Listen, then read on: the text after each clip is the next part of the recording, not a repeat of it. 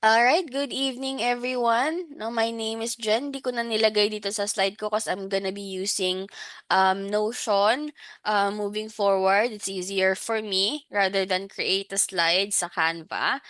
Um, So I'm Jen. You can call me Coach Jen. You can call me Jen, whatever you like. I'll be your instructor and trainer for tonight. Um, sa mga hindi pa po nakakakilala sa akin, so I'm the owner of VAs of the Future. I'm also a coach there, teaching medical VA. Nagko-conduct kami ng free webinars from time to time para ma-cover yung mga topics na hindi nako-cover sa training. So these are supplemental training, but again, yung foundation pa rin is on our medical VA training course. Hindi lang naman sa amin, I mean, sa mga first-timer dito, there are a lot of medical VA coaches out there na mga training courses that can teach you the fundamentals. Okay, sa mga first time, wag po kayong shock. The way I train is semi-formal. I throw jokes from time to time. Hindi ako talaga sobrang like professional in a way. I want to encourage discussions. I want to encourage questions, and I'll be happy or more than happy to answer any questions that you might have. But I would only suggest or recommend or request that you ask questions after the discussion kasi mabilis akong ma-distract. So pag nagtanong ka, hindi ako makafocus, parang gano'n. Parang gusto ko kaagad sagutin yung tanong mo. Ayan, but ay ayan, okay? So, ang topic natin for today is intake done right, essential protocols for new patient registration. So, minsan kasi ang pinagko-focusan ng mga practices is the new patient registration. Why?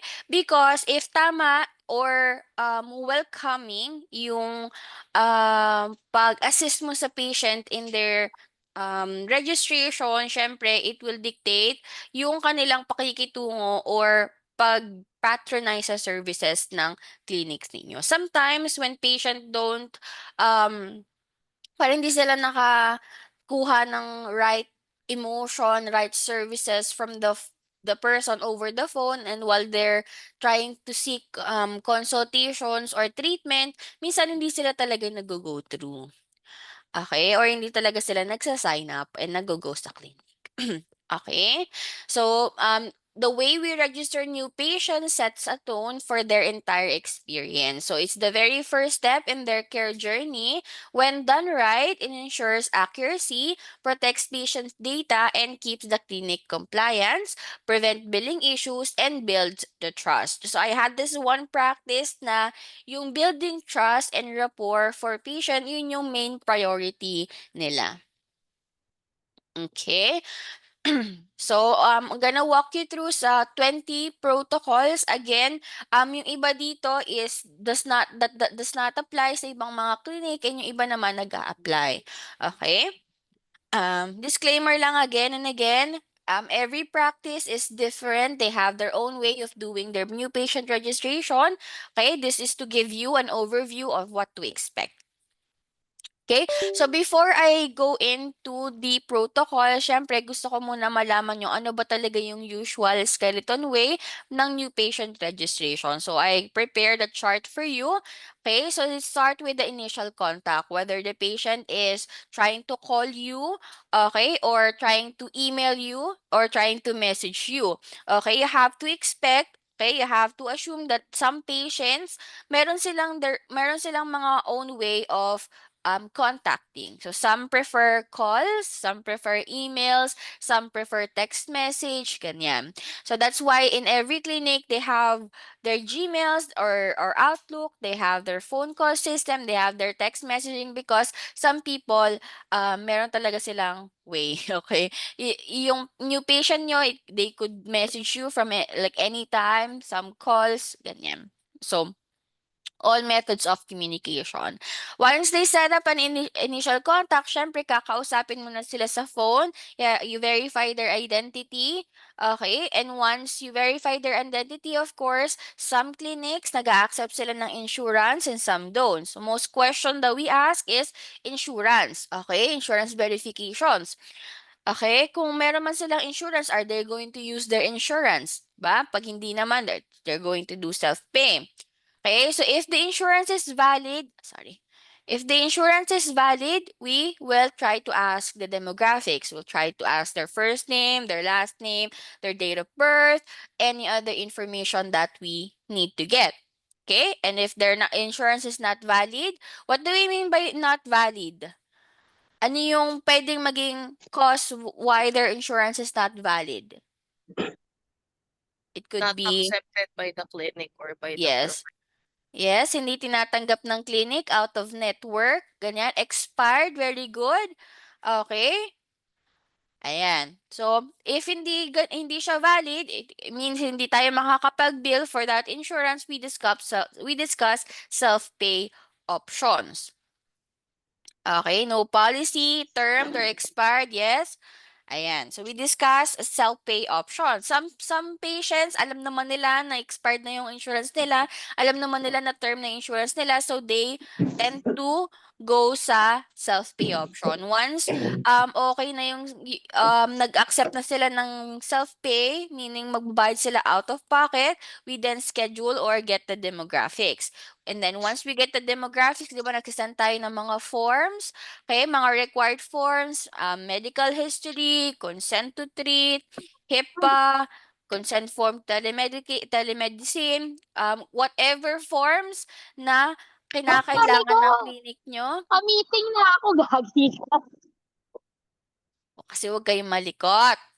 Nami-meeting na si ate eh. Chares. Okay. And then we go ahead and kung merong portal activation man yan, ini-invite man natin sila sa portal because some EHRs have that. Like Advanced MD, meron silang portal. Dr. Chrono, meron silang portal. Simple Practice, meron silang portal. Iba't ibang mga EHRs na ginagamit natin.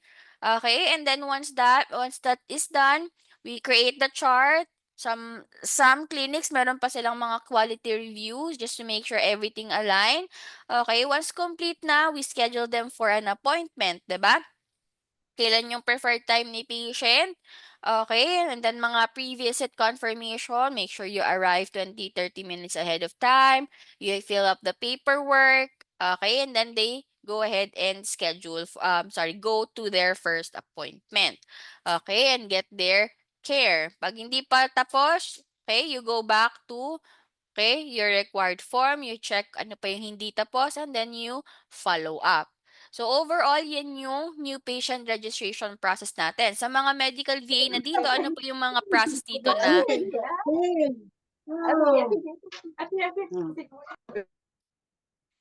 okay? Ano pa yung mga process na meron sa clinic nyo na wala dito? Baka meron lang naman para merong idea yung iba. Meron ba ditong may process kayo na wala dito?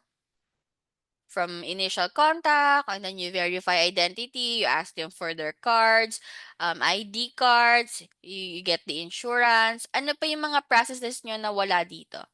Sa mga medical VAs here. Baka lang meron. Ganito din ba yung process nyo? Sino ba dito yung mga medical VA? Natanong ako ng tanong. Baka mamaya wala palang medical VA dito.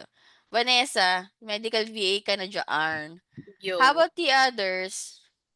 Ganyan din yung process. Ayan. Okay, so, Generally, yes. Pero dun sa medyo pababa, depende sa type of appointment na gusto nila correct. initially. Kapag telemeds kasi, one of my clinics requires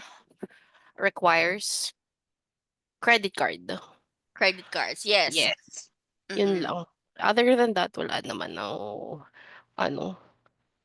Tapos kapag telemeds, may ano din, pre-registration link, Link. pre-visit link na kailangang isend sa kanila, which Mm-mm. is parang text blast na lang naman siya, automated na siya by the system. So, Yes. nothing to worry about that.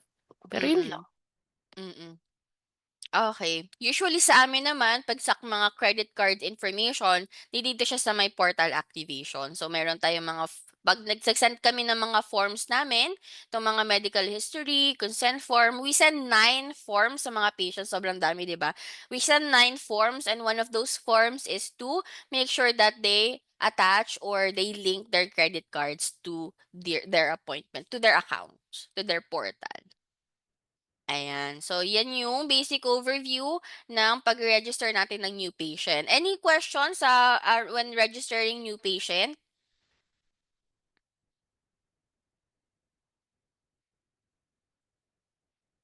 May mga question ba kayo?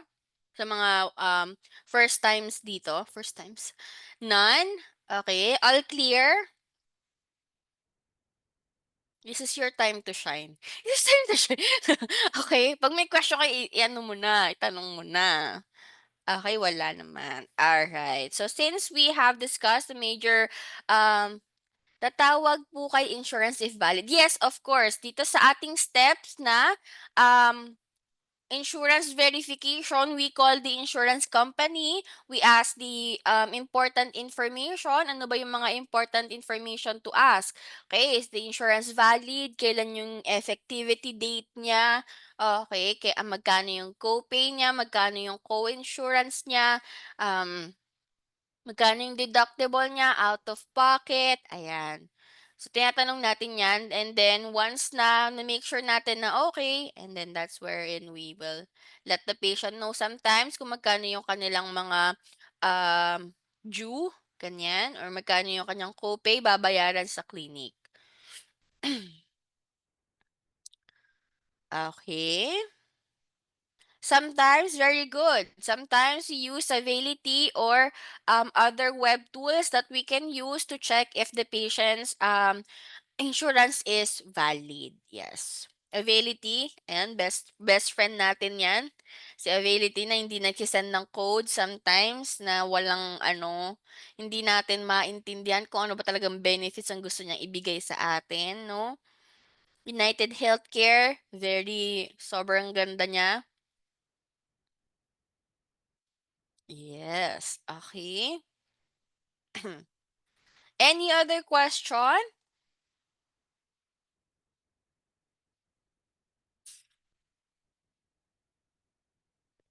Morning. Yung mga VA ko dumadating na isa-isa. All right. So if wala na tayong question, let's go ahead and discuss some of the protocols for new patient registration. So number 1 is initial contact. Okay? So sa initial contacts, paiba-iba pa rin to per clinic. Okay? So ibang mga clinic, they have their additional steps, additional questions they want to ask patients. Okay? So for initial contact, okay, the purpose, we capture basic information. Okay, and their intent to confirm or to register. Okay, ano yung concern mo? Why do you want to become a new patient? Is it something that we can treat? Kasi sometimes, nagsisearch lang sila sa internet.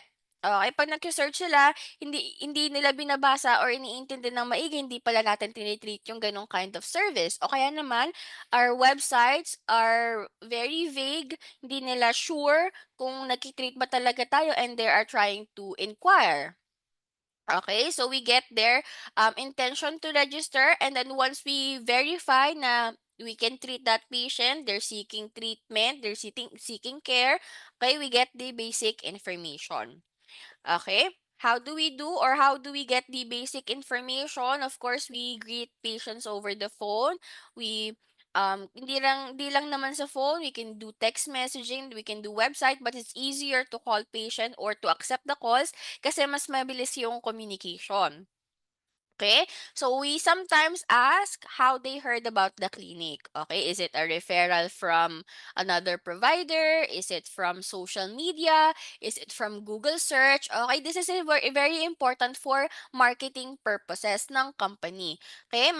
Kasi this way, they will see mas marami pala yung patient nila through social media and they can blast the marketing sa social media. Okay? And then once we hear about how they heard about the clinic, okay, we document the referral source in an appropriate EHR field because yun nga, our marketing team nag-extract sila ng information from those data. Okay, and then we get their full name. Okay, and date of birth, make sure every letter is correct. Hindi lang pwedeng sinabi natin John, in-assume na natin yung spelling niya is John. Okay, meron pang ibang type of spelling ng John. So we make sure every letter is correct para mag-match siya with our records. Okay? And of course, yung date of birth, sometimes, di ba, human error, namamali namamali yung number, kaya namamali yung input sa EHR. Okay, I do want to let you know as a medical VA myself, accuracy is more important than speed. Okay? Kung mabilis ka man, okay. Or mabilis ka and accurate, okay yon. But if mabilis ka lang and puro mali-mali yung data mo, hindi yun okay. Okay? Dito sa akin, sa mga direct clients ko, we value accuracy more than speed. You can take your time in a call, whether it takes you 30 minutes, 40 minutes, as long as every data, every information is accurate. Okay? Hindi mo kailangan magmadali. Okay? And then, once you enter all of the information sa EHR mo, okay, and then you offer them to guide through the registration and confirm your preferred method of communication. Kasi after the initial call, we ask the patient, ano ba yung preferred method of communication niya? Minsan gusto lang nila text or calls because nasa work sila and they don't accept the calls. And it's much faster for them to respond kay via email or via text message. Okay. So sa initial contact, some protocols ask you, some clinics wants you to ask questions, or additional questions. Ayan. Sa ibang mga medical VA dito, how do you do your initial contact? Ano yung mga rules na gusto sa inyo na ipagawa ng mga clients ninyo? Sa amin, ito. Yung we greet them warmly, we greet them with empathy, with smiling face, kinamberly, ganyan. Gusto nila yon kasi naririnig daw yun over the phone. And then we ask questions like, insurance, saan ba nila tayo narinig, ganyan. How about you guys? Sa iba dito?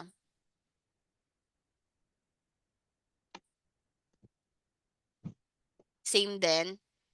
Baka mamaya may ano kayo, additional questions. Ganon. Greet them lively, yes. Greet them lively. Okay, one of the feedback from my QA nung nag-make ako ng call is I talk to patient daw with a smile. Ano daw yun? Paano yun? Talk to the patient with a smile daw. Ganon. Naririnig daw siya over the phone if you're like smiling. I don't know how, but yun. I wish I can play some ano sa inyo, some calls, but I cannot. I cannot. Okay. Ayan. Any question with the initial contact? We greet them lively. We get the information, additional information if your client prefers, okay, or want to, and then we walk them through the process. We get the important information.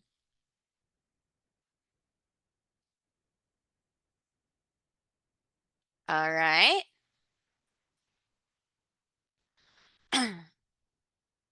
Any question? Wala naman? As you are the first point of contact ng patient, you interact with new patient, plays a bigger, yes, oo. Ayan, sinabi na natin yan dito earlier, di ba? Ayan. The way we register patients sets the tone for their entire experience. Okay, it's the very first step of their journey. When done right, it ensures accuracy, protects patient data, okay, and build trust with our patient from day one. Okay.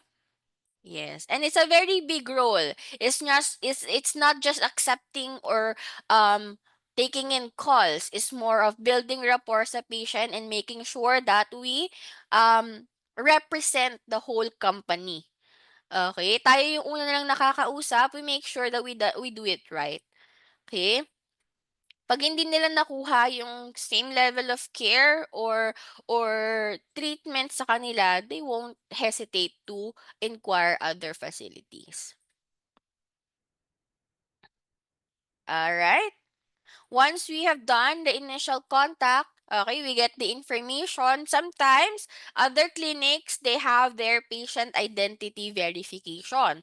Okay, nag-ask sila ng um, documentation. Okay, so to ensure patient identity is legitimate and secure.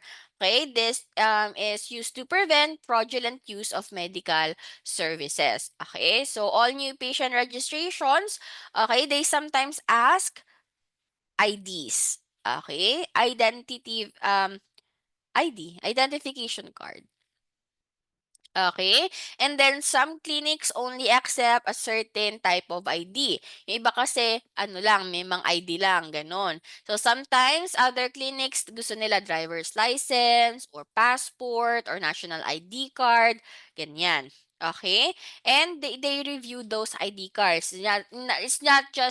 Um It's not just requiring it, more of reviewing kung match ba yung sinabi ni patient dun sa kanyang ID card. Okay, it's very important because pag naglagay ka sa, for example, you use Availity or other insurance verification tools, pag mali yung spelling ng name, hindi nila nare-recognize. Okay, that could lead you to like expecting or like assuming na walang insurance si patient or bakit hindi siya nagpa-pop up, hindi siya nagpo-populate. Okay? And then we review the image. Siyempre dapat it's legible kasi minsan nagpapasa lang sila ng okay, pasa lang ganon. Hindi nila chine-check kung legible ba or kung clear ba. May mga ganon. Marami akong na-encounter na sobrang lalabo. Lagi ko na lang tinatanong, may lalabo pa ba dito? Ganon. Wala na bang malinaw dyan, te? Ganon. Ay, ano yan, Ma'am Eden? Anong pinagagagawa mo dyan? Okay. Okay, and then minsan naman malinaw siya pero 'pag zoom in mo siya, lumalabo. Okay, we make sure, ang only purpose natin for identity verification is to make sure our data aligns correctly. And once we use a specific tool, nag-aano siya, nag, confirm siya, parehas yung data from date of birth to full name to address. Okay, some ID cards merong address na nakalagay doon. Okay? We cross-check the name and date of birth with a submitted intake form. Minsan kasi yung mga patient, 'di ba, nagsasubmit sila ng nickname. Okay? Rob, gano'n. Rob Smith. Tapos 'pag nakita mo sa insurance card, siyempre ikaw kung wala kang other sorts of verification, nilalagay mo siya sa Availity mo or any other tools that you use, Rob Smith, hindi siya nagpo-populate. Ta's nakita mo sa ID, Robert pala. Okay, gano'n. Okay, and if discrepancies are found, we contact the patient and immediately ask for clarification. Is your name Rob or Robert? Ganun, ganyan. Okay? And then we upload the ID to our EHR for additional documentation purposes. Okay? And then, yan. Sila po nag-a-upload ng ID sa EHR portal or depende. Some, 'di ba sabi ko sa inyo kanina, some clinics merong portals. Okay? And some clinics, some AHRs na may portal, patients can upload files into their chart. Okay? Or into their account. Some naman hindi, sinesend nila sa atin.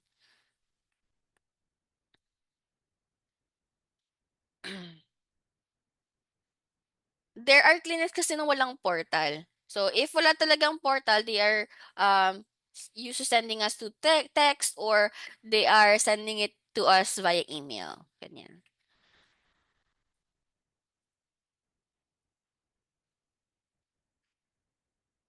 Okay? Sa amin naman, since yung isa kong clinic before, wala silang telemedicine. They are in office. Okay? So, ang sinasabi ko over the phone, if they can't provide or they don't want to send their cards via email, because there are patients like that. Ayaw nilang nagsisend through email. They think it's not very secure. We can't blame them naman. So, we just say na once you get into the clinic, bring your ID card and your insurance card. And then sila na yung bahala dun sa clinic na mag-photocopy.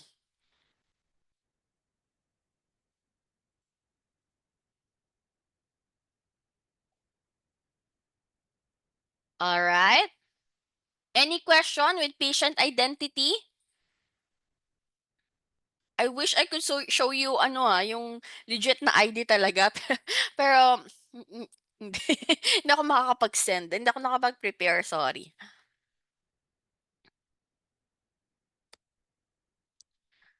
Okay. Iba-ibang, per state kasi iba't iba yung ID. Ganun, hindi siya katulad sa atin, ganun. Parang yung national ID natin isang format, ganun. Hindi. Sa kanila iba-ibang state, iba't ibang format. But ganun din pa rin naman, makikita mo pa rin yung picture nila, yung first name, initial, last name, date of birth, yung kanilang address, ando naman.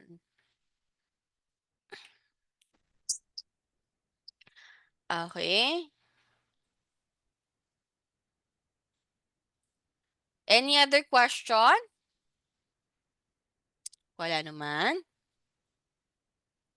Okay. And then another protocol for new patient is the insurance information collection. Okay? And why is it important? We collect and verify active insurance coverage to confirm benefits and avoid denied claims. Okay? So how do we or why do we collect insurance information? Okay. First, the process or procedure would be to request a front and back clear image of the card. Okay, this way yung front kasi ng insurance andun yung member ID, andun yung name ng patient, ganyan. And then on the back of the card andun yung mga contact information. So that's why yung back of the card, we sometimes request that as well. Okay? Because may mga insurance card na iba yung contact nila. For example, meron silang Blue Cross, Blue Shield, ganyan. And yung pagtingin mo sa likod, iba yung contact information for insurance verification, iba yung contact information for claims follow-up, ganyan. Okay? May mga ganon. Hindi lang siya general Blue Cross, Blue Shield din yung i-reach out mo. Walang general line. Okay? Especially if iba yung administrator nung plan. Okay, so that's why you request front and back, a clear copy. Okay, and then confirm the insurance provider name and if the member are legible. Okay, kasi you will need to relay that information to the insurance company to make sure you get the right benefits. Okay. And then we ask for the policyholder's full name, date of birth, and relationship to the patient. Okay, bakit kailangan ng relationship to the patient? Okay, why do you think that is? Para Sure po, alam go mo ahead kung po. sino yung Sige po, go. subscriber. Yes, okay? Because some patients, okay, sa card, merong mga dependents. Okay? Yung naka-name ng card sometimes is not the one seeking treatment, but the dependents. Okay, nakalagay naman yan kung sino yung mga dependents mo sa card. Okay? Or, pag sinabi mo sa insurance, meron silang record nun on their end. Okay? We document whether the patient is a subscriber or a dependent. Yes, para malaman mo kung sino yung primary and dependent ni patient. Kaya record the plan name, the group name, and the customer service number, okay, for easier contact, okay? And then some clinics, they would prefer you to ask the plan name. Okay, why? Yes, so know if the patient is under the plan of the policy holder. Very good. Okay, we ask the plan name because sometimes, even though the facility or the provider is in network with Blue Cross Blue Shield, merong ibang mga plan na hindi siya affiliated with. Pwede yon. Okay? If very limited. Sorry. Oh my God. You Ikaw. don't see the Okay na yan. Mamaya na kayo mag-away ng anak mo. Okay? Record the plan name. Okay? And then we make sure, kasi sa amin, di ba, even though we're in network with MODA, ganyan, MODA Health, meron lang specific plan kaming tinatanggap. Okay? That's why we ask kung ano ba yung mga plan name. We make sure that we are in network. Yes, sometimes not covered yung plan and yung procedure. Okay? And then we upload the necessary information to the insurance section ng patient's chart. Okay? And then we flag the file for eligibility verification and to update our intake checklist. Okay? Once we get all of the information collection, okay, magja-jump lang ako to um, insurance eligibility para connected siya. Okay, we do have an insurance eligibility verification protocol. Yung isa is information collection, ito naman is insurance verification. Okay, this is the time wherein we contact the insurance company to make sure that services are covered. Okay, hindi ba siya coach, hindi ba siya general na pag tinanong mo covered ba? Hindi. Okay, there are some practices, lalo na pag mga specialty yan, they have their own codes and names of the procedure that you might want to check if covered. Okay? For example, for mental health practices, we ask if CPT code 90791 or 90837 is covered. Okay? Because that's a specific treatment that we are going to give to the patient. Okay, that's for mental health. But other practices, they have their own CPT codes, they have their own type of service. Okay? Ayan. Sometimes we use our Availity or any EHR eligibility websites. Okay? We log in, if we use Availity or portals, we log into the portals. Okay? We enter in the patient information there and then we check if it's active or not. Makikita mo naman doon if it's active or not. If you do it via phone call, okay, you give all the information to the agent and then they will be able to verify if the patient is active and if you are in network or if you are out of network, okay, and get all of the information like deductible, co-pays, out of pocket, ayan. Okay, and then we document that and then we note it to the chart of the patient. Okay? Okay ba yon? Okay, I do want to add here, make sure your specific service is covered. Specific service is covered. Okay? So, pag hindi mo pa sure kung ano ba yung specific service, like bago ka pa lang, okay, you ask your client ano ba yung type of service that you want to check.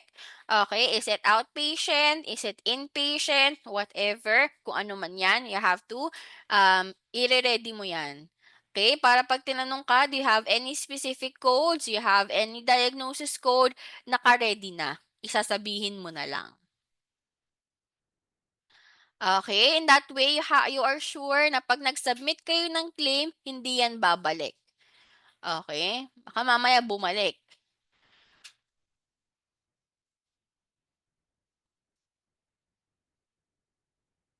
Okay? Okay po ba tayo doon? Any question?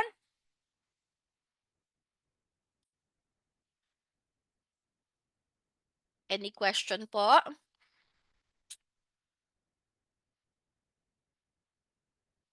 Wala naman? Good. None? All right. Okay, we do another type of protocol we have is demographic form protocol. Our purpose is to collect patient demographic and contact details for administrative, billing, and reporting use. Okay, so sa demographic form protocol, okay, we do have other clinics have different ways on how they get the demographics. Some clinics, they prefer to do it over the phone. Some clinics, they have their portals. Some clinics, meron sila over the website. Some clinics naman is in office. Okay? Depende na lang yan. Bahala na yung practice nyo kung saan kayo mapunta. But those are our other ways on how we get the demographics form. Okay? By demographics, what do we mean by demographics? Andiyan na. Nilagay ko na. Baka lang hindi nyo nakita. Okay, patient's information. We get the full name, last name, middle initial, pronouns, gender, lahat yan. Okay? So sometimes if you're using patient portals, 'di ba? Nagsisend tayo ng invitation to the patient portal and then meron silang fill upan doon na area. Okay? Like demographic information. Full name, ganun. Fill upan lang nila 'yon. Okay, their address, their phone number, their emergency contact if meron, gender identity, race, ethnicity, preferred language. Ayan, nilalagay nila doon. If it's true, so that's portal ha. If it's through website, sometimes may dina-download kang form from the website, fill upan mo and then isi-send mo sa clinic. Okay? If over the phone naman, so syempre over the phone. If inpatient, meron na dong naka-ready sa front desk na form, fill upan mo and then you'll get it to or you give it to the front desk. Okay, so you have to be, as a medical VA, you have to be knowledgeable on how you do your demographics form and your intake form. That way, you can guide the patient, okay,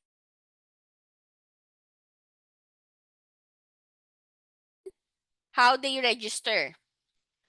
Okay, or how they will send you their information.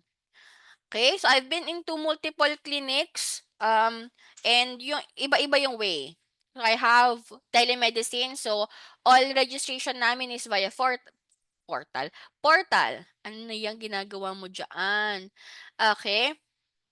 Meron din namang walang telemedicine. So, in office lang. So, website lang. Ganyan. Meron din namang, ano ba? Over the phone. Ganun. So, iba't iba. Iba't ibang way. Depende sa practice. So, always ang ginagawa ko, if I'm onboarding a new client, a new patient, tinatanong ko kung paano sila nagko-contact ng patient and paano sila nag-register. Okay? Ang ginagawa ko, pag nalaman ko na, okay, if meron silang EHR na ginagamit, gumagawa ako ng test na patient. Test patient. Nag-register ako as me, okay, as a test patient. And then, sinesend ko yung mga paperwork sa email ko. And then, nag-go through ako on how patients go through. Okay? Like, kung ano yung pagdadaanan ni patient for new patient registration, ginagawa ko siya.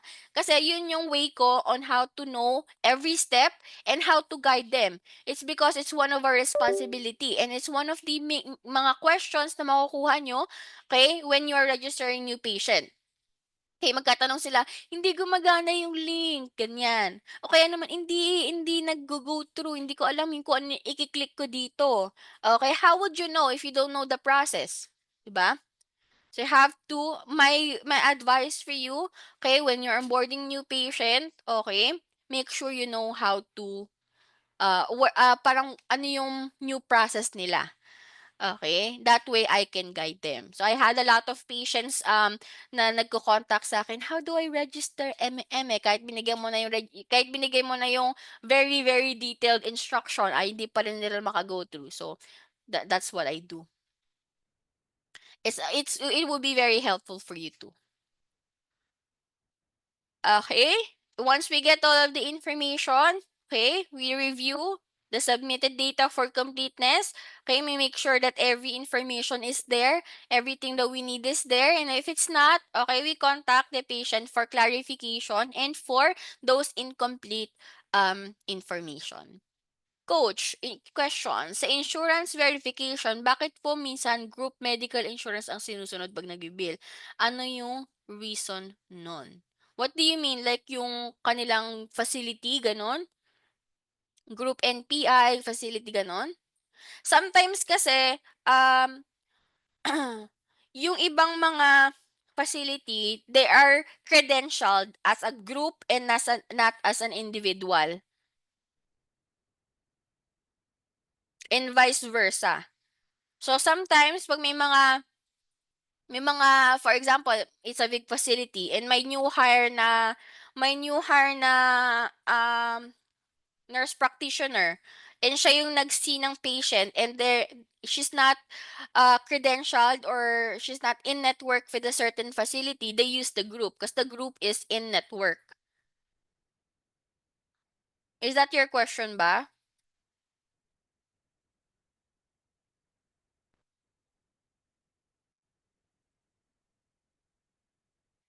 Sa mga practices ko naman, why we use yung group billing or yung facility billing is because some of the providers we have, hindi sila credentialed. And the group is the one that is credentialed or in network with the insurance.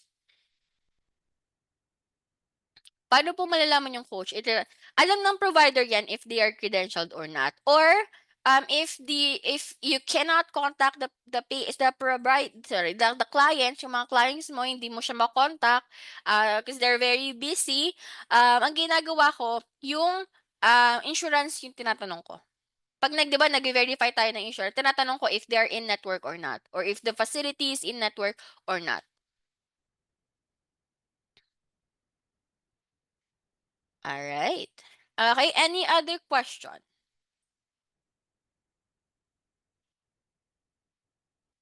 You're very welcome.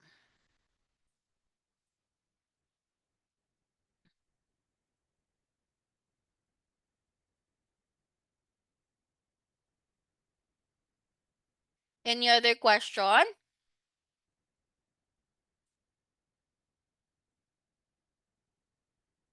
Wala naman. All right.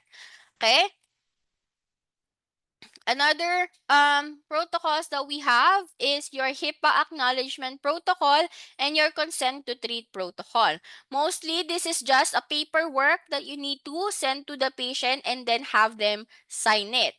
Okay? Its purpose is to obtain patient consent for their privacy policies and ensure understanding of their rights regarding PHI. It's very important. Okay? It's for patients to be like secure that their information is secure. Okay.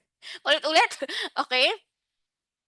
And then for consent to treat is to obtain legal consent to treat the patient, including routine care, urgent treatment, and emergency intervention clauses. Okay? Why they have this is for mainly for legal purposes. Okay? Because alam niyo naman pagdating sa America, dito sa amin sa America, they have their kaso-kaso. They can sue clinics. Meron din naman dito sa atin sa Philippines, hindi lang siya gano'n ka-popular, 'di ba? But for US, okay, they have like puwede silang magkaroon ng kaso-kaso, okay? Mahilig sila sa gano'n. Mahilig, okay. And then this is their way on how for the facilities to be secure. Okay? Not just for the patient but as well as for the facility. Okay? We send the form, yes, they take it very seriously. Okay? Okay, we send the forms to them either via portal, via website, or any areas of communication they might have. Okay, and then once you send in the forms, ando naman yung information. Okay, kung para saan yung form na yon. And then they need to sign, request the patient's signature and date of signing, kailan nila sinign. Okay, and then verify if the signature is present and it matches the name on the file. Okay, and then we file it. Okay, same with our consent to treatment. We explain the purpose, okay, or the form, meron na siyang inclusion ng purposes, and then we need to send it to the patient for them to sign it. We ensure that the name and the date and the signature is present, and then we file it. Okay, what do you mean by file it, coach? Siyempre, lalagay natin siya sa chart ni patient. Okay, and when we rename it appropriately for easier finding. Okay? Basically, yun lang naman yun. Okay? Sa mga clinics that I've been with, they all have these forms. I'm not sure sa inyo kung meron din kayong forms na ganito. But basically, they have their privacy notices, HIPAA, they have consent forms for treatment. Sa inyo ba? Meron din kayong ganito? Of course. Chares. Okay, kung wala, um, ayun. Di ko na alam bakit wala.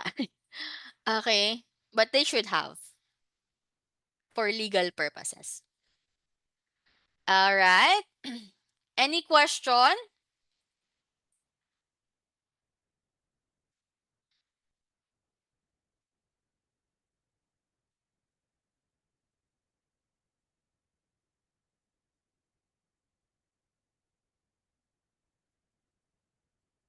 Okay.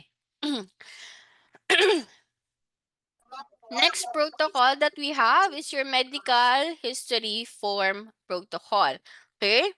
This one naman is where we send in, okay, medical history form to collect a comprehensive clinical background to aid providers in assessing the patient. Okay? So how do we do it? Ganun lang, same lang din with our demographics information. We send in a form or a link, okay? Depende sa practice yon kung ano yung ginagamit nila to get the history. Okay, some practice use the website, some practice use the same then with our demographics. Merong in office, merong portal, some use emails, ganyan. Okay? So, ang laman naman nun is yung history ni patient. One mo. Parang merong plemang naka sa nakabara sa lalamunan ko. Okay? We get their current medication, we get their allergies.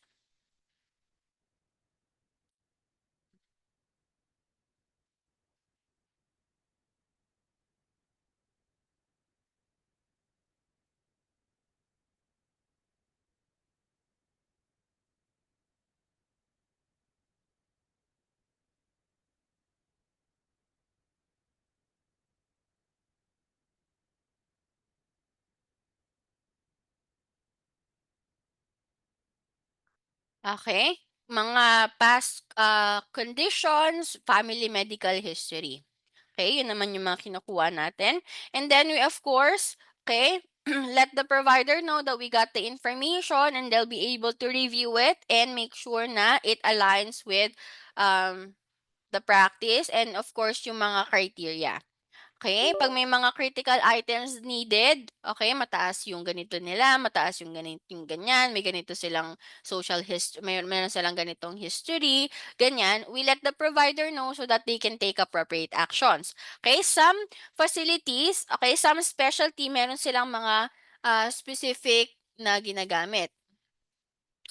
Sorry, meron silang specific information na tinitignan. Okay? For example, for mga weight loss clinics, they check if meron mga diabetes, BMI, ganyan. Okay? Depende sa mga practices yan.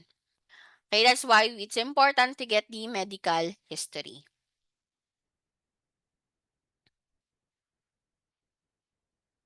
Okay? Any question?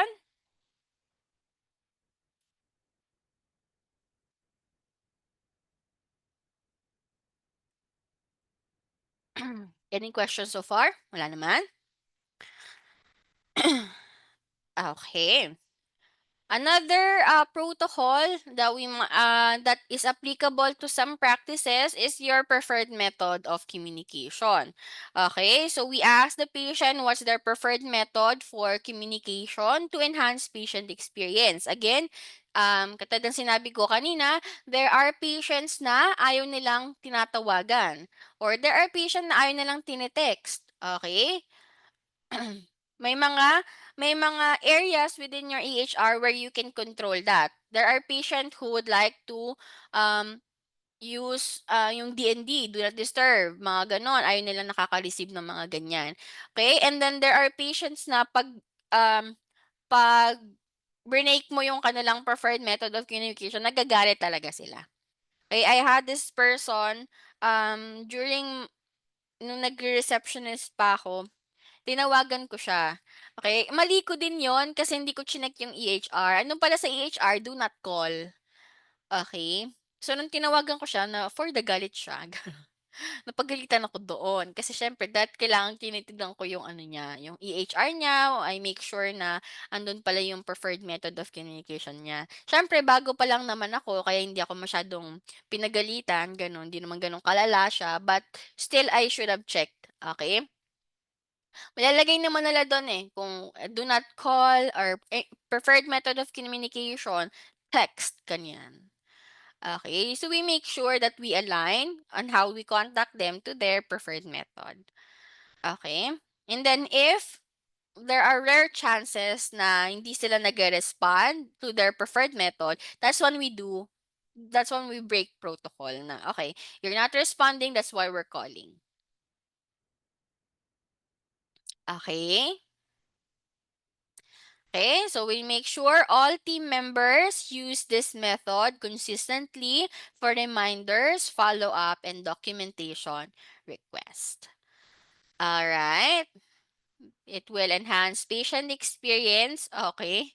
Again, you have to make sure that the way we communicate with them is the way that they want it to. If they are not responding, that's the time when we break protocol and try to see other options. Okay? Rather than leave them hanging, di ba? Okay. Next protocol. Intake specialty specific forms. Protocol.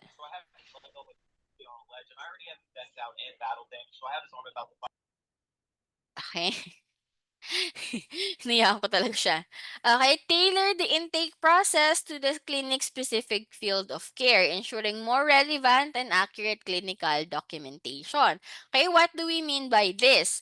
Okay, di ba katulad ng sinabi ko kanina, some intake forms, meron silang mga special other forms. Okay? Like, for example, sa amin, we are a PT.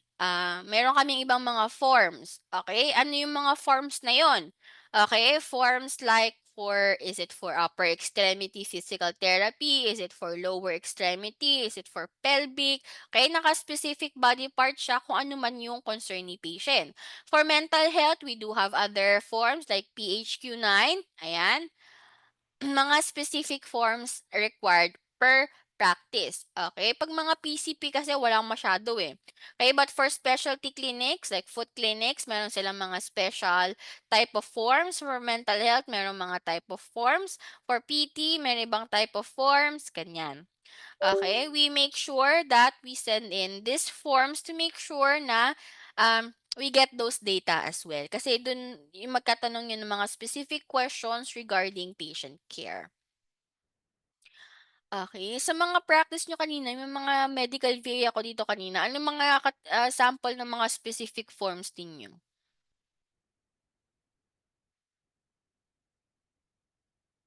Let me check if I can share some specific forms. Mali.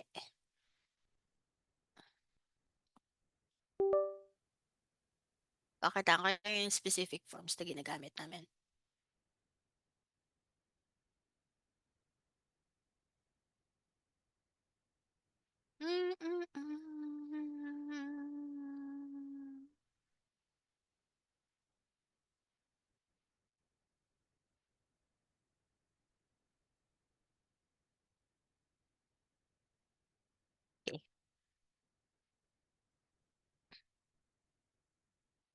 Ano ko lang, screenshot ko lang saglit. Baka mamaya makita niyo yung ano ko.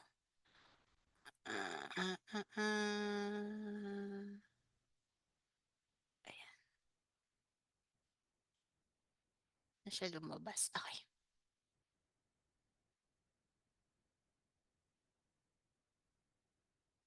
Magre-redact lang ako ng information. Saglit lang.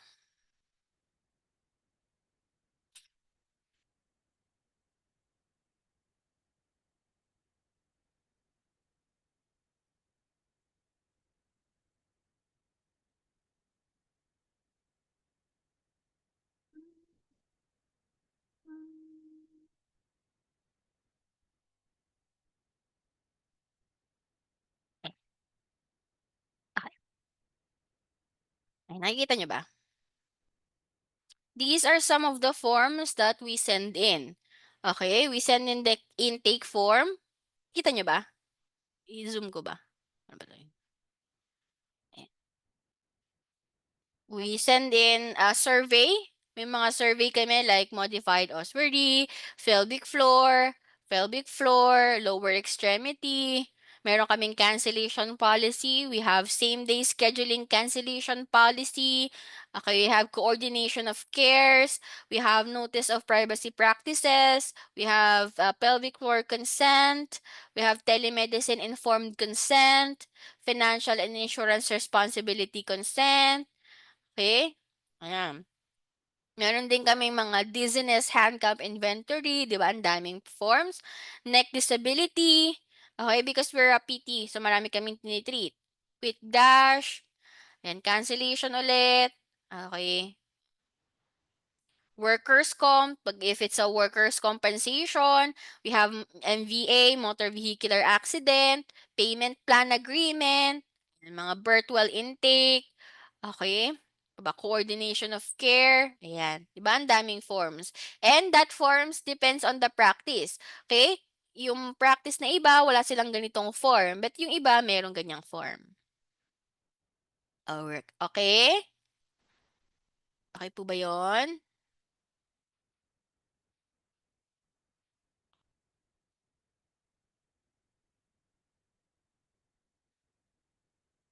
Alright. Okay.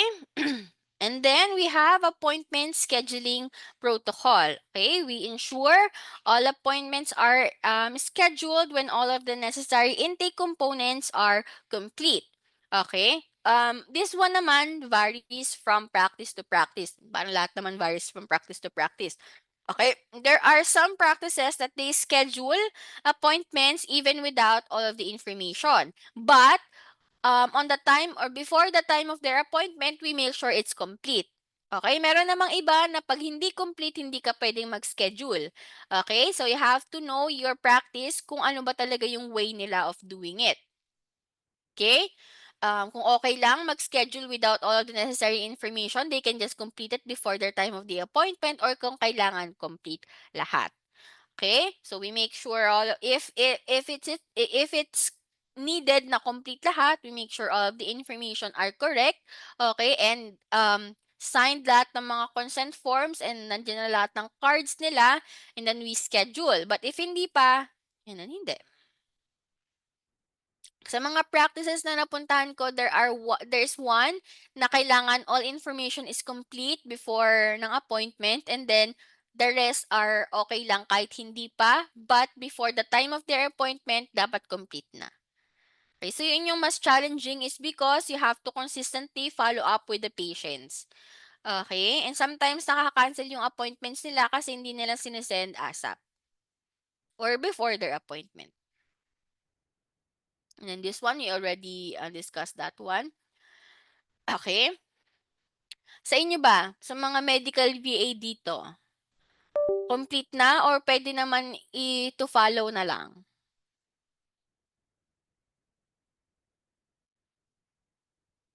To follow na lang. Okay. Just, wala, sige, baka busy sila sa mga kanilang mga, ano. Okay. Any questions so far?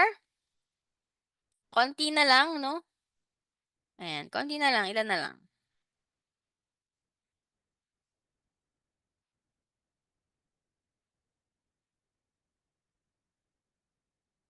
Okay? Another protocol is the duplicate record check. Okay? So this one, it prevents creation of multiple patient records to maintain accurate and consolidated health information. Okay? Ito minsan common error to when it comes to being a medical VA, lalo na pag multiple kayong mga nagwo-work to the same practice.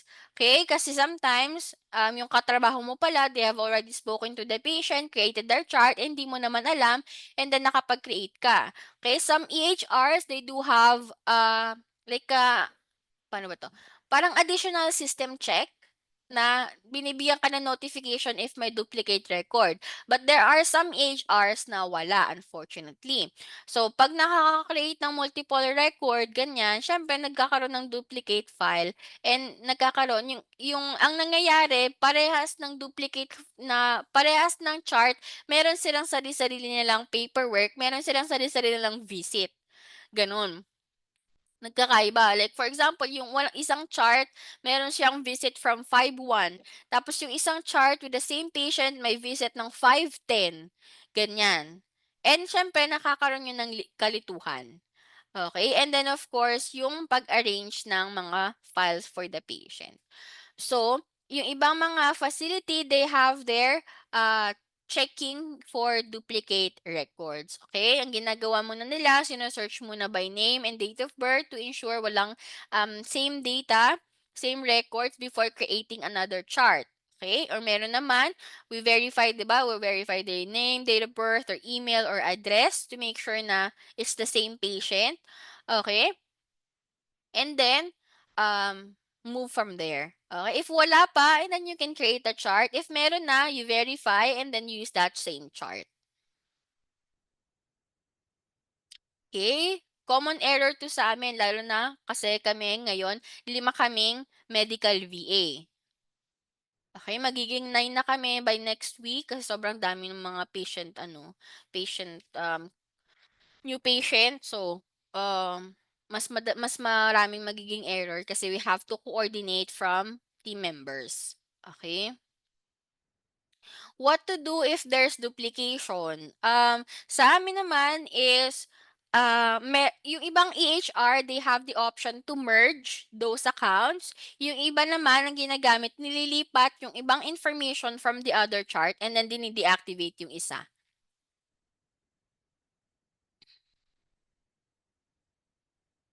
So you have to make sure one account, one record shows all of the information and then you can deactivate the other one. Or you can delete. Kaso sa HR kasi there's no option to delete. All you have to do, all we can do is mark it is inactive or deactivate. Ganun.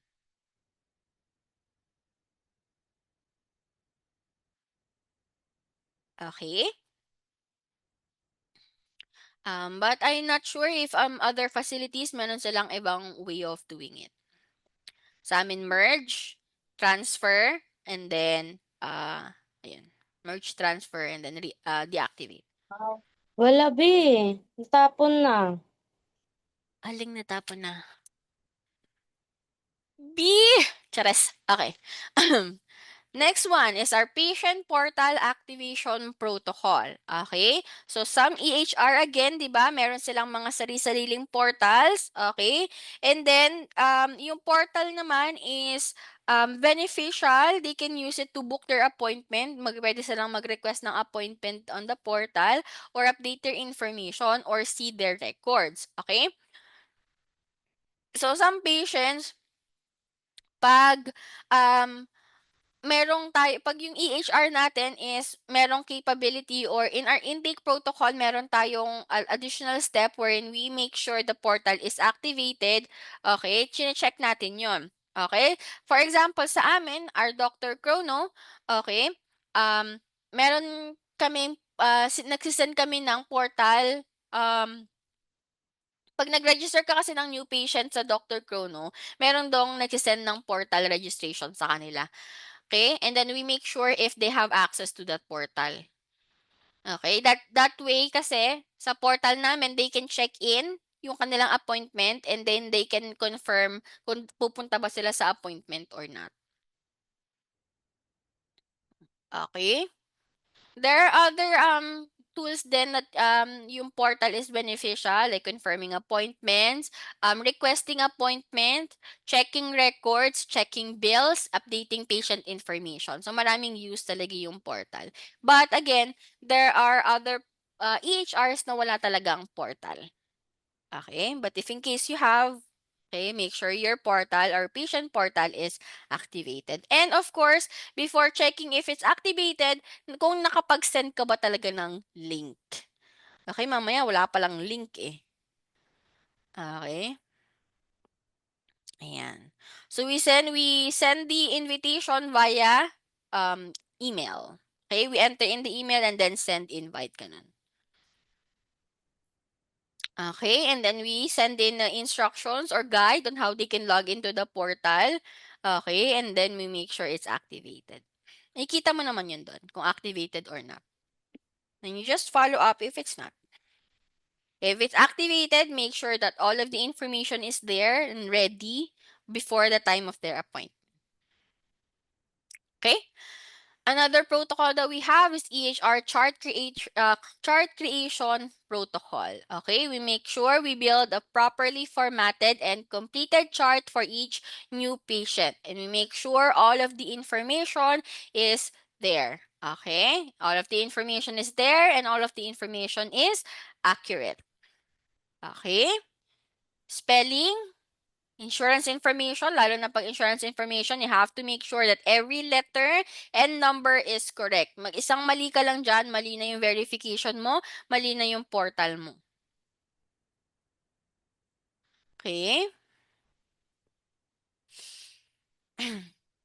Kaya, pagdating sa medical VA, for me, for my clients, okay, accuracy is more important than speed. All right. Any question?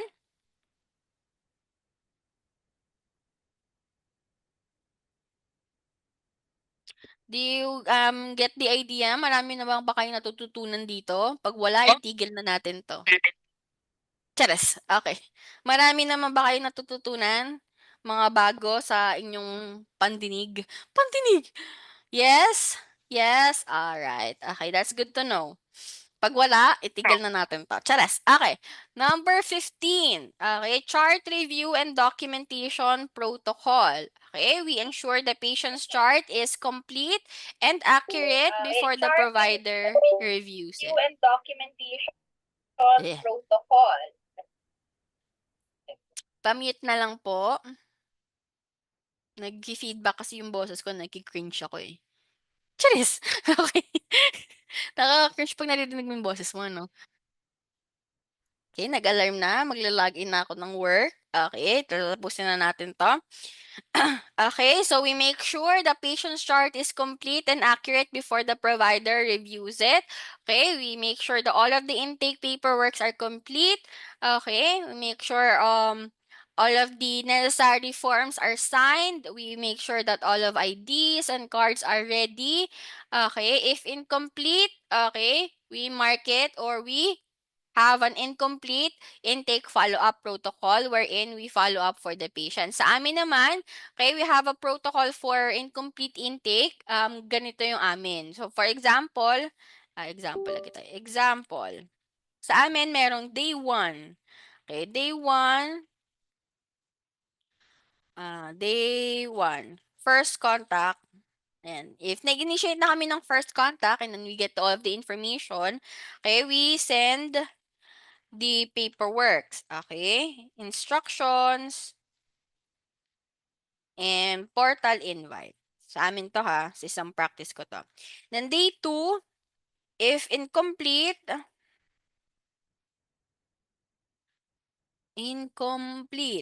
send email reminder. Okay? Day 3, if incomplete pa din, okay, send email reminder and text. Day 4, if incomplete pa din, call patient.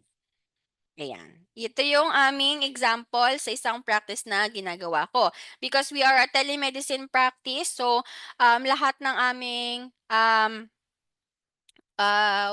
follow-up is via phone, email, or text. Okay? So the first day namin, first contact, nag-set kami ng schedule, we send in the paperwork, okay, instructions, and then portal invite. Okay? Day 2, if na-check namin, wala pa rin siyang, email niya, wala pa rin siyang mga information, di pa rin siya nagsasign, di pa rin siya nag-insert ng kanyang mga demographics, we send an email reminder. Okay? If day 3 hindi pa rin siya complete, we send email reminder and text. Okay? If in day 4, if hindi pa rin siya complete, we call the patient. Okay, why? Okay? This ensures that all areas of communication or methods of communication, tinry na namin. So, if nag-cancel sila ng appointment si patient, tapos sasabihin niya, I did not receive a text, ganun, ganyan. Here's a text that we sent you from this date, ganyan. So, here's the email that we send you from this date. Here's a call that there's a call log that we send you na nagkinawagan ka namin. So, wala kang mairarason sa amin na hindi ka namin kinontak. Some patients are like that. Okay? So, covered kami on all areas. Sinay ka namin. Sinay namin lahat. Hindi ikaw ang hindi naging compliant. Hindi na namin problema yun. Ika-cancel na namin ang appointment mo. Alright? Okay?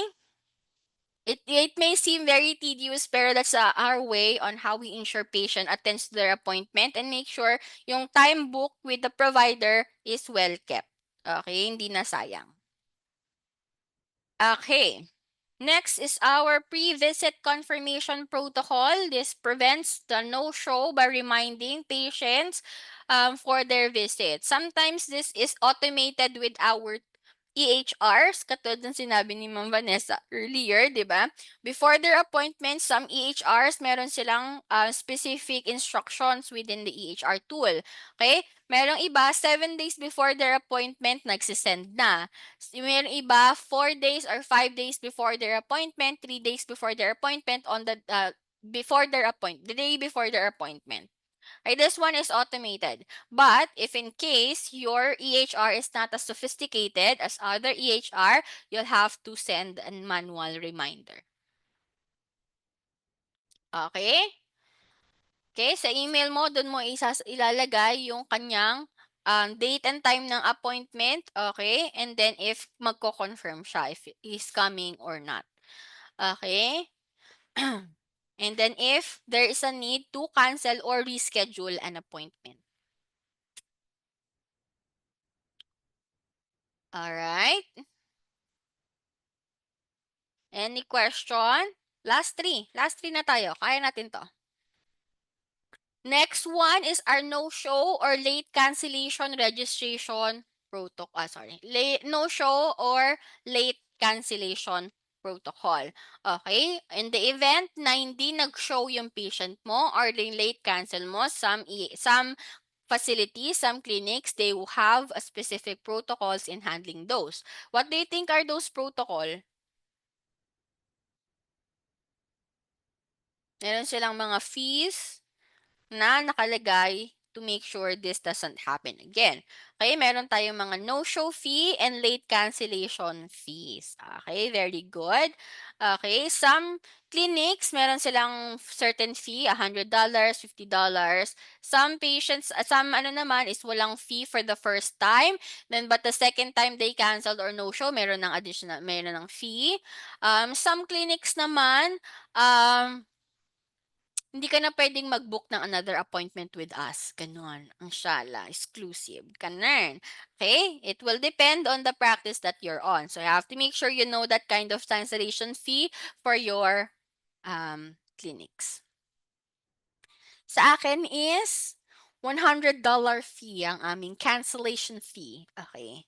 Matakot ka na. Chares! Okay. Isa-charge ang credit card mo. Bag. Ganon. $100. Easy. Okay, ikaw ha, hindi ka nag-show ha, ganun. Okay, so make sure you know your policy. Okay, and then pag may tumawag sa iyo to cancel their appointment and it's a late cancellation, okay, so you have to explain it properly to them. It's well beyond our time. we will incur a cancellation fee. Or if you want to keep your appointment, let me know how you like to proceed. Bahala ka sa buhay mo. Ganun. Charas lang. Charot lang. But first, you have to, baka man ganun talaga gawin nyo You have to make sure that they understand the cancellation fee and how it's important that they kept their appointment. Okay? Because there is not just them who's keeping the appointment, but as well as the provider. Okay? And if it's a late cancel, the clinic will have a hard time filling that position in. Okay? All right. Are there times they're disputing those fees and wants a refund? Wala naman. Parang sa experience ko, wala naman akong na gano'n. Lahat naman na-go through. Lahat naman na-go through. Okay. Meron namang not disputing but explaining the reason or like asking for a consideration. Meron namang gano'n. Na-waive yung cancellation fees. But I haven't encountered one na dinispute nila yung cancellation fee.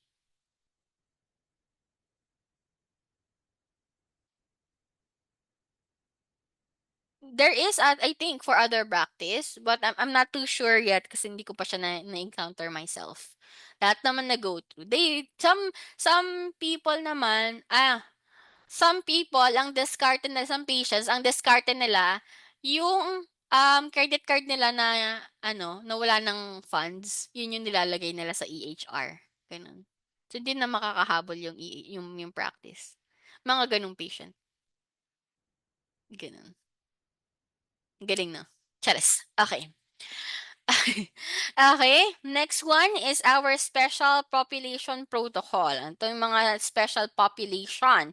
Okay, may mga registration process for minors, for elderly, or for patients with legal guardians or special accommodations. Okay, ano-ano ba yung mga demographics na to? Patients under 18, mga minors natin, mga cognitively impaired, or mga patients requiring legal representatives. Okay? So, we identify the type of patients sa intake. Okay, whether it's kailangan ba, kung minor ba siya, okay, kailangan nila ng guarantor, okay, sino yung magbabayad, di ba? May mga ganong questions sa EHR natin and sa intake natin. Okay, so we make sure all the proper documentations are in place like birth certificate, POA, and court documents. What do you mean by POA? May naka-encounter na ba dito? For medical VAs? Do you mean by POA? Very good. It's your power of attorney. Okay? Meaning that patient or that specific legal guardian or representative can act on the patient's behalf, can decide on the patient's behalf.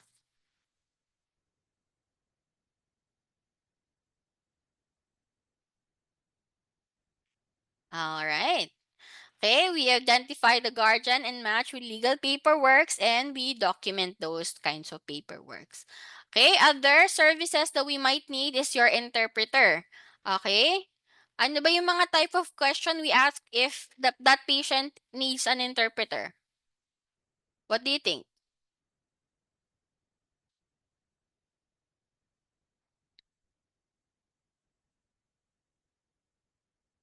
Okay, what type? Diba? What type? Is it for what type? Is it for a specific language?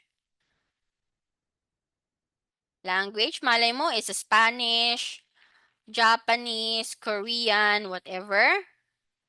Diba? If it's for others disability, magkaibang interpreter yon.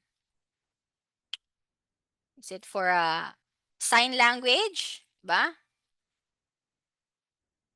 Ay, mali.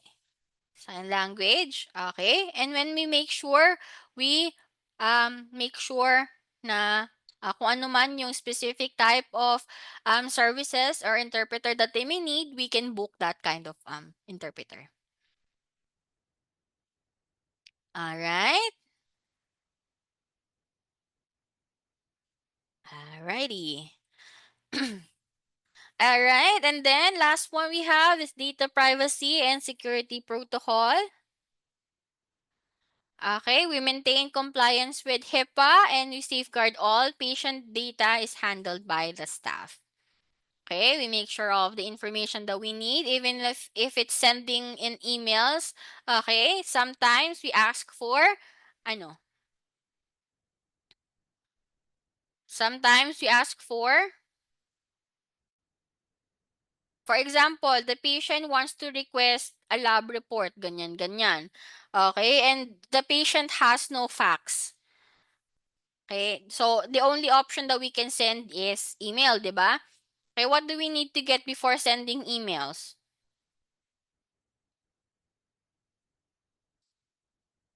Add natin dito. We ask for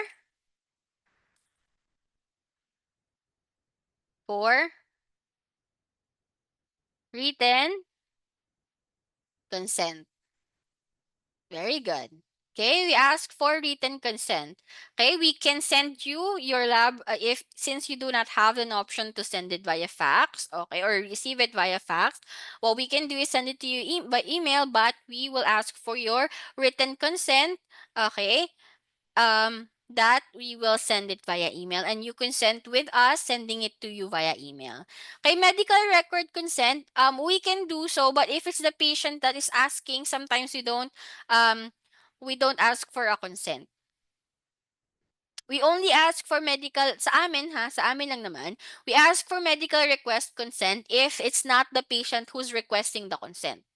For example, is another facility or another facilities that requesting for the patient's information, we ask them to sign a medical request consent signed by the patient. But if it's the patient itself asking for his or her file, we don't ask for a consent anymore. It's within their rights. Ay, ask ko, edit natin ito.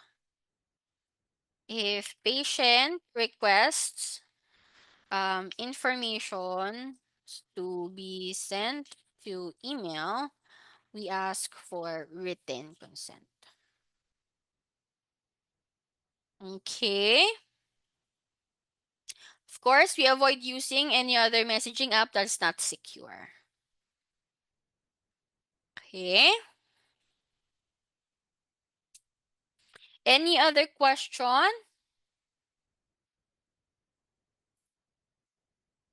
Any question that I can answer for you? Because that's the end of our session. Did you get a somewhat a gist or an idea of what the new patient registration is and ano yung mga protocol for those kind of new patient registration?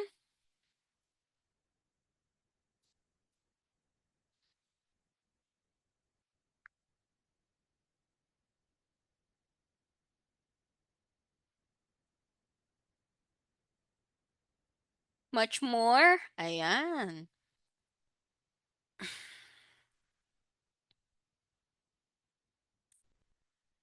All right. And then this coming May, I do wanted to let you know we have a new promo wherein there's gonna be an internship sessions. Thanks for the learning. You're very welcome. Ano po mas in demand nowadays? Medical or dental virtual assistant? I would say medical.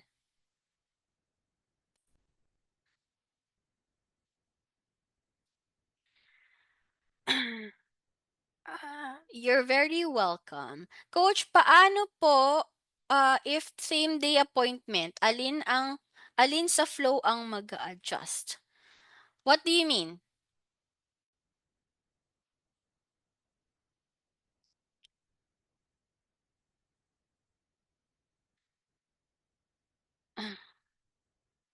Same day appointment, alin sa flow ang mag-a-adjust?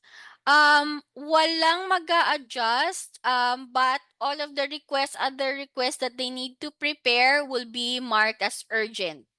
Okay, like they need to fill up the paperwork urgently before the appointment. Kailangan complete na. Verification is also dapat gawa na. Bali ang mag-a-adjust lang is you have to prioritize those patients that are in same day appointment. Patingin po ng number 6.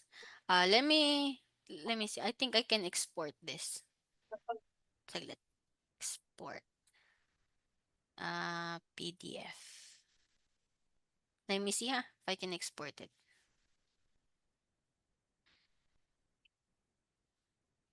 Free webinar. Webinar.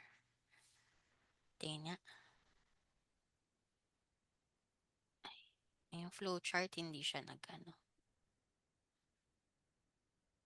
Yung mga comments lang ang hindi na-add, but here you go. Ay, nawala. Ayan. Here you go. Ayun po, Ma'am Krishmia, sinend ko na yung slide, Notion document. Open pa po yung internship sa past batch. Of course. Meron na pong billing internship. Wala pa pong billing internship. Bali, medical VA pa lang. Merong, yung dental VA namin, wala. Si Coach Mel will have her own group for medical billing. Dental billing.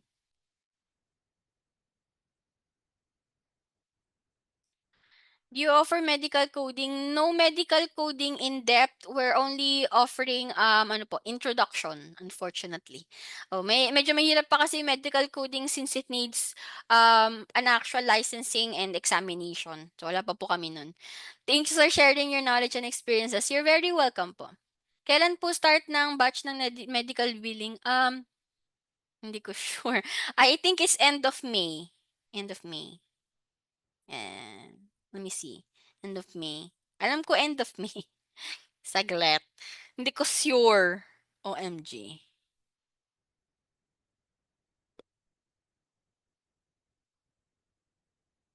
Basta I know it's end of May. Lagi yung end of May. Paano po mag-work po yung internship if nag-avail po? Like, magti-take ng practice call? Sa internship naman, so for our new promo, it's a 2-week internship. The first 5 days will be about the topics, how you apply it to an actual practice, and then the susunod na week for 5 days, you'll be shadowing for calls lang. Hindi ka makaka-take ng practice calls, unfortunately. It's more of shadow calls. And explanation per call. May Tebra Careo EHR po ba kayo? Unfortunately, wala pa. Oo, medyo mahirap pa kasi makakuha ng Tebra and Careo. But I'll check. Makakakuha po ng copy or record nito. I-upload po namin siya sa YouTube. Sa sinend namin na ano. And then you can watch it you can watch it for free or anytime that you want. Thank you. Last question po. I'm about to have my training in a known medical VA company but having second thoughts to just enroll in your course. And just to get the direct client. Sobrang draining po kasi in haba ng 2 to 3 months training. Depende naman sa inyo 'yan. So decide mo pa rin kung saan ka mas mag-work. Ang maganda naman is if you train for that medical VA company, it's well known, plus they will get your clients for you, right? But yun nga, you have to really sacrifice your time and dedicate at least 8 hours or how many hours that they require. And of course, you have to wait for the clients. And yeah, it's an agency base, I think, from what you're saying. Ayun. May sarili-sarili kasi siyang like paano ba? Benefits, ganyan. If you're planning to get your training sa isang well-known MedVA company, the benefits is that they will train you and they will get clients for you. Ang disadvantage lang doon is you have to wait at least 3 to 4 months for that client. If you plan to do direct client, you will have a hard time, of course, finding that client. Though hindi ko lang sure kung ano yung exact time frame, but ayan. Choose your battle. Choose your battles, eme. Okay. Yung latest promo po na po sa Sevi, okay lang siya for beginners talaga sa VAs. Yes po, as far as our trainees naman from batch 1 to batch 20, They are very beginner friendly naman. If nahihirapan, you can also always ask question and then join in from batch to batch. Wala naman pong fee if you join from this batch and then gusto mo ulit mag-join ng batch 21, batch 22, or batch 23. It's unlimited naman siya. Is it possible sa mga non-medical VA? Yes, ayan, it's possible. Andiyan ang ating Ma'am Vanessa, no? Non-medical VA. Currently may 3 client, but hindi natin ipapakilala yung client. Charis! Okay. Gaano po katagal ang training? Live training din po ba siya or recorded? Live training po siya. It's gonna be 1 to 2 weeks. May certificate po ba na provided after the webinar? Wala po. This is just a free webinar. Wala pong certificates. Yes, possible po non-medical graduate yan. Thank you, Ma'am Jamie. If previously po nagawin ng training with you, pwede po mag-internship. Yung internship po namin is a paid internship siya. So you can join the medical VA, but you have to avail or pay additional for the internship because it's a 2 weeks internship, and that's at least 4 hours per day. Pero healthcare experience. Yes, merong mga healthcare experience, meron ding wala. Coach, paano po yung new course with internship sa batch 17? Do I still need to pay?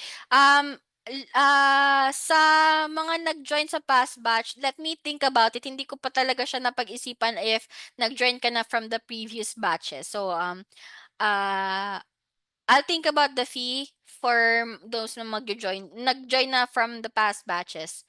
Update ko kayo. Gusto ko pa sana medical VA. Ayun po, marami naman pong nag-o-offer na medical VA, not just us. Marami din diyan mga free, but yun, pili ka na lang kung ano yung gusto mo. Pili ka na lang. Paano po pag na-internship, pwede po makakuha ng client? Of course, you still have to find your clients for you. The internship will just provide you hands-on experience and hands-on experience when it comes to the practices, and of course the first-hand experience ng mga calls to better familiarize and how to handle your clients and your patients. How much po yung new promo po namin is 2,500 for the medical VA plus the internship and all of the exclusions. Ano pong tips niyo na gusto niyo mag-direct client? Should we work under an agency po muna or so pag sa ganyang mamadal, my comment is a little bit biased is because I haven't tried an agency. All of my clients from 2020 up until today 2025 is all direct clients. So hindi ko kayo mabibigyan ng medyo okay na tip. But ang masasabi ko lang sa inyo is it has their own disadvantage and advantages. So if you want na hindi ka mahihirapan, mag-training ka na lang and then just wait for your clients, go for an agency. But if you want na mag-training ka from other sources or other training providers, and then you'll have to find the clients for you and control your career growth, mas okay ka mag-agency. So sa akin kasi I'm direct client. So I have about 14 ba, Jules? 14, 15 clients, and all of that are direct clients. Nag-agency po muna ako sa experience ko. Ayan, nag-agency po muna si Ma'am Jamie. Yung iba naman, nag-go na with direct clients. Thank you, Coach. You're very welcome po. 2 VA agency, 2 clients, 1 full-time and 1 part-time. Ayan. Pwede po internship na lang kasi graduate na po ako sa previous batch. Yes po, I will think about yung fees po pagdating sa tag nga to, sa may internship na nag-graduate na from the previous batches. If newbie po, agency po muna kasi they provide the training. Yes, ayan. May iba tayong tips and advantages and disadvantages. Yes, kasi sometimes pag direct client, wala na talagang training. Dire-diretso ka na kasi talaga kaagad. Yan. Thanks for answering. Actually, nag-enroll na po ako. I was planning to enroll 2 of the courses. Medyo tight budget lang kasi sa muna. Then after matapos po ulit, yan. Opo. Marami naman po yung iba marami namang affordable 1 to 2 days courses diyan or 1 hour courses, 4 hours courses. Marami naman diyan. Okay. Pili ka na lang. Marami naman diyan na magaganda yung mga background and feedbacks, ganyan. Paano po kayo nakahanap ng direct client nyo and since start ng career nyo? Sa training ko po dinidiscuss yan. Mag-enroll ka na. Charis! Gineatkeep! Okay. Sa akin po naman is puro siya, some are Upwork, some are iba-ibang sources. Iba recommendations.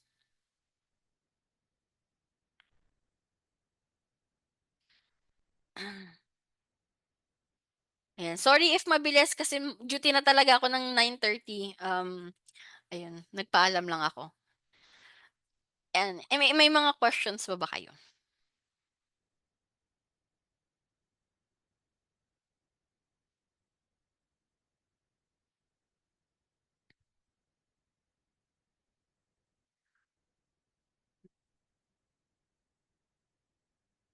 Mas magandang intro rec ko po siguro yung latest promo ni Kunaw. Since para ano daw siya? Ano daw?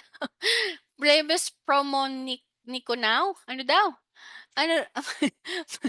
Hindi ko naintindihan, sorry. Mas magandang intro or yun na. Mas maganda po yung nakakaloka ka talaga. Ginawa mo pa akong ano. Okay.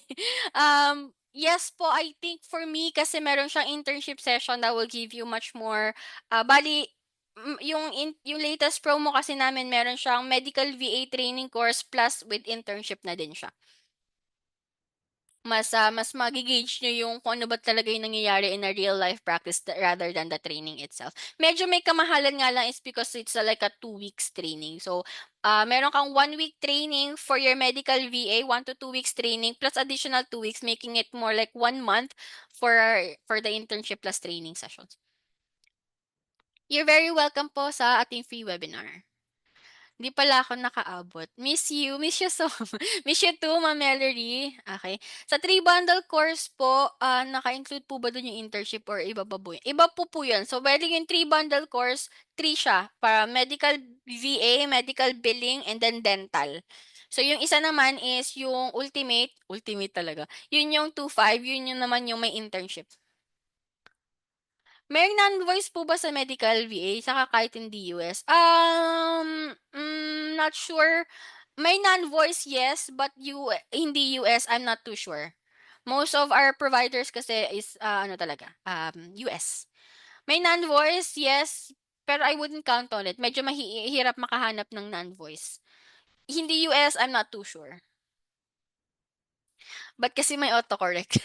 Okay lang 'yan, kaya natin 'yan. Magkakaroon tayo ng mental billing course. Meron po tayong mental billing course every month, I think. Let me check.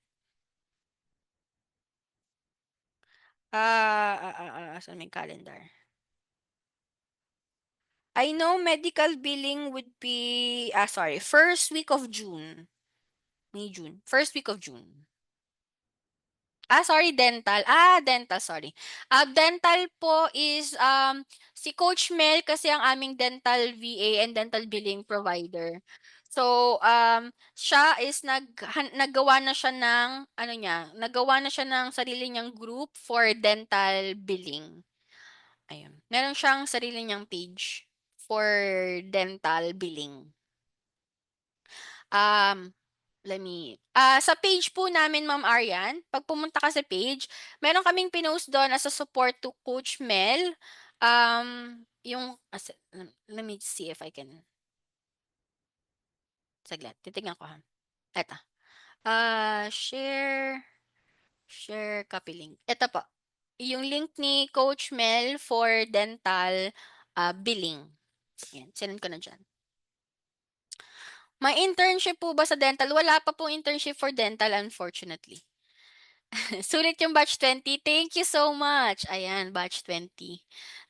Coach Mel, Hello. sorry, Yes po, go po. nakakatamad lang mag-type. Yung ultimate, anong ano niya? Anong inclusions niya? Bali yung medical VA training for 2 weeks plus 2 weeks internship. Okay. Tapos kapag halimbawa gustong magdagdag ng dental, that's gonna be a separate. Separate, yes. Okay. Ay, bet ko siya kasi yung internship kasi yung magpapaano.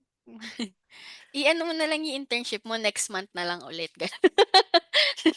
I-budget budget yung ano. Pwede naman yun i-move mo na lang yung next internship. Yung oras kasi.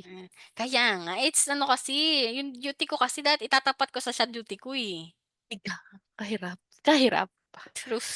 Truthfully, from Ano, batch 21 po, looking forward to the internship pero separate fee nga lang. Gusto natin yan. Okay. Wait mo na lang yung may update po tayo sa subscription. Oo nga pala. Yes, we do have an update for the subscription.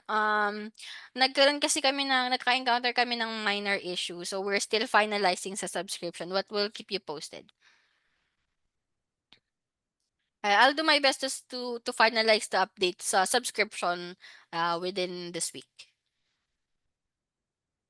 Sobrang dami lang ng kaganapan ngayarns. At the moment po, anong available payment methods na meron? Currently kasi we're still working on our website para sana makapag-update kami for international and marami pa kaming um, mode of payment. Pero currently, we only accept BPI, any bank transfers, GCash, Wise, and PayPal. Yun pa lang, unfortunately. But soon, hopefully by next month, we can open up credit cards and Shopee Pay. And ano ba? For international, we'll be opening up American Express and other Visa cards na meron sila. Hopefully.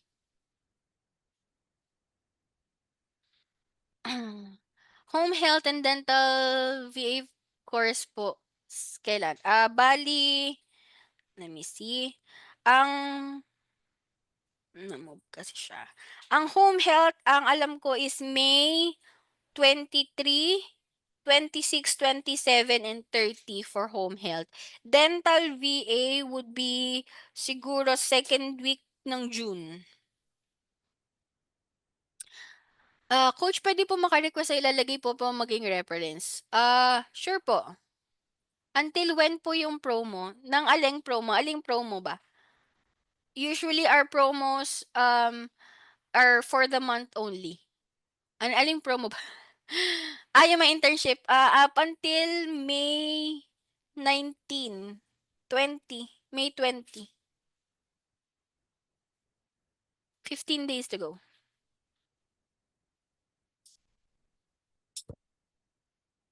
Ano ba yun? Ang kailangan niya? Earphones? Yung mga vehicles, andito na sila.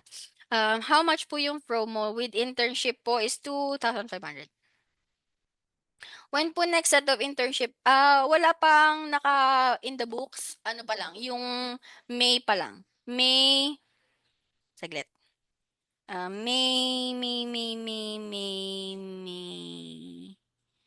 With internship for 2 weeks would be May 26 ang start.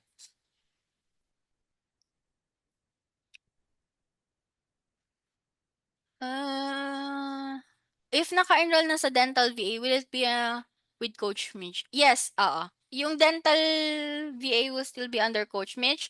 Yung dental billing will still be under Coach Mitch. But yung dental billing kasi is sa company niya na. Coach Jen, but never po kayo nag-agency? Ang kulit ko. Pwede ba mag-internship? I have an agency. Ano bang meaning? I have, pero hindi kami currently hiring. Unfortunately. Sorry. Ayan, may mga VA na ako nandito na sila. Gusto niyo ba makita? Saglit. Tatanggalin ko lang yung recording. Ay, ba't walang recording? Ba't hindi? Tinanggal na ata yung recording. Sorry. Anyan sila. Anyan sila. Anyan sila sa kabilang kwarto. Yung iba nasa baba at shy type sila. Pag nagko-calls kasi medyo maingay sila. So, nagko-call sa baba. So, yun. On-site nga lang sila. Kasi nahihirapan ako mag-monitor pag ano. Natamad ako mag-communicate pag work from home. So, on-site sila. Dito lang din sila nakatira. Pwede po mag-med VA, non-medically allied but currently working sa B. Yes po, pwede po. And guys, I only have 4 minutes kasi I have to log in to work. Magla-login ako. Okay, hindi ako maka-login kasi yung Zoom, yung phone calls namin is dito sa Zoom. Eh, gamit ko yung ibang account ko ng Zoom. So, I have to do Zoom. 4 minutes. Sorry. Sorry na. 9:30 kasi talaga in ko. So, I don't know oras na. Buti na lang. May isa pa naman akong team members but, ayan. 4 minutes. Any other questions I can answer for you? You're very welcome.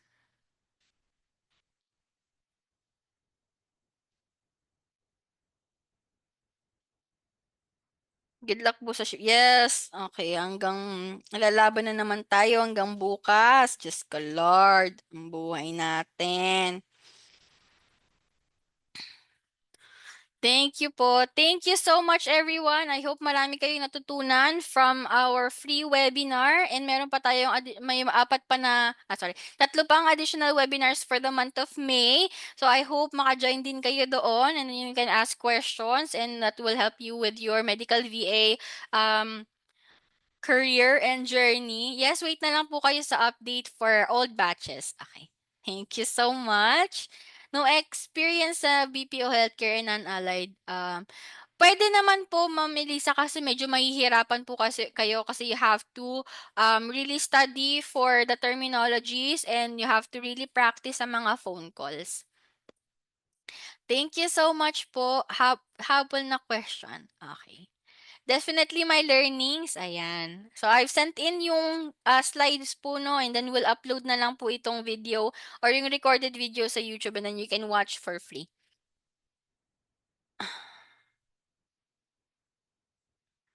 Okay, we'll wait po sa update. Yes po, I will send you an update to as soon as I can.